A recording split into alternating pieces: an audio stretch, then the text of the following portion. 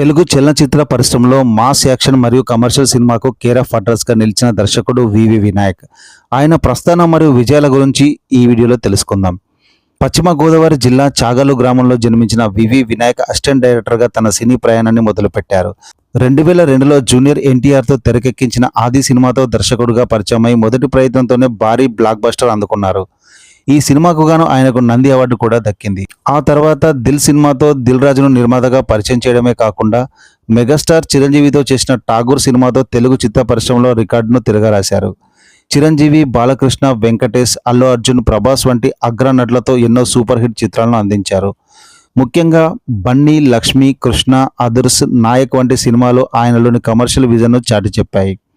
Megastar Chiranjeevi ప్రతిష్టాత్మకమైన 150వ చిత్రం ఖైదీ number 150కి దర్శకత్వం వహించి మరో భారీ విజయాన్ని తన ఖాతాలో వేసుకున్నారు. కేవలం దర్శకత్వమే కాకుండా నటుడిగా కూడా తన అదృష్టాన్ని పరీక్షించుకుంటున్నారు. తెలుగు సినిమా మాస్ పల్స్ తెలిసిన దర్శకుల్లో వివి వినాయక్ గారు ఎప్పుడూ ప్రత్యేకం.